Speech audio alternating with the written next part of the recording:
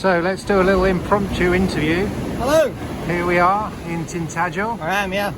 And how are you feeling about today's paddling? Well, I always, no matter what the conditions are like, I always have a little bit of a knot in my stomach.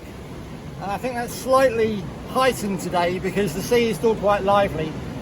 This is probably one of the most technical launches that I've had to make. In terms of, if I time it really well, it'll be fine, and if I time it really badly, it'll be quite embarrassing.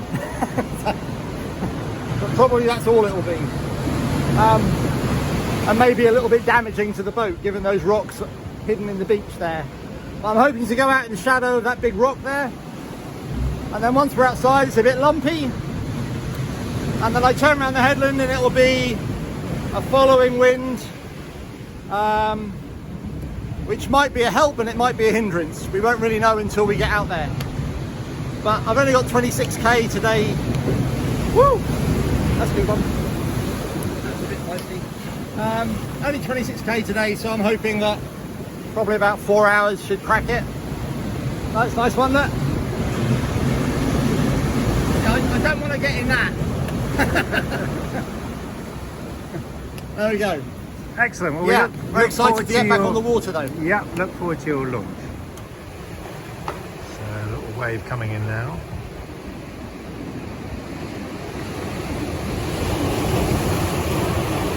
Here we go, Ian Hayward launching from Tintagel. The deck goes on.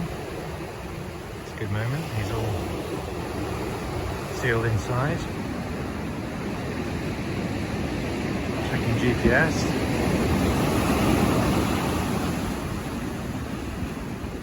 He's got to get enough water under the boat to go. And this one looks promising. Here we go. Here we go. Oop. Yeah, got the paddles, and we're away. Beautiful, beautifully done. Through that one, punch through that. Yes. Thinking about going to the right of this rock. Just having a look. One coming through, pokes his nose round, decides it's good to go.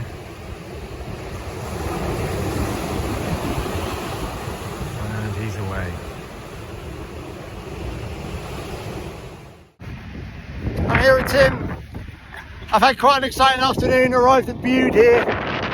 Find a sort of 3 metre horrible swell crashing in onto the beach, which wasn't viable. So I spoke to Tim. He had a chat with the lifeguards. The lifeguards consulted the coast guards, and they decided the best thing to do was send a jet ski out to guide me in, which was really good of them. They also called the lifeboat out on standby, which is flitting around out there just in the break. And eventually the jet ski came out to me, and there was some big 3 metre waves a long way off breaking. And the jet ski came out to me and said they weren't happy with it either. So, whoa, look at those. And they're now emptying the beach of all the swimmers. Anyway, the jet ski lifeguards, Minnie and just basically told me to get on their jet ski, and Minnie brought me in. Colson stayed out there in the water with my boat, and Minnie's gone back out there to try and shepherd my boat in through this surf, which is growing all the while. I think it'd be fair to say. It's pretty monstrous stuff out there.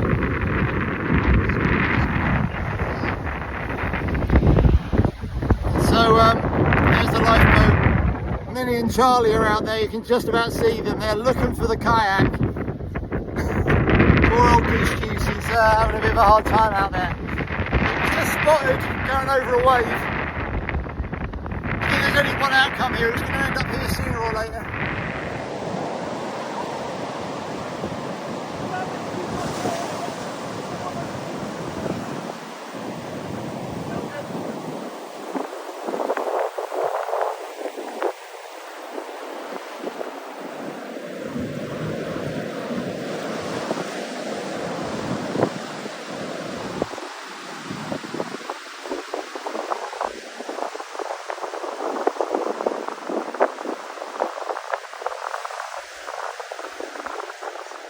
So here comes Goose Juice, and Charlie's just running to get the paddle which came loose even though it was tethered and jammed under the deck lines.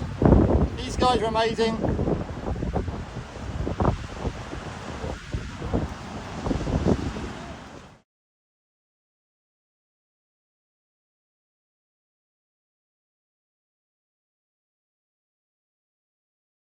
So as a result of breaking my rudder and blades and the need to wait for replacement parts, which could be middle to end of next week, I'm not going to be moving on very quickly.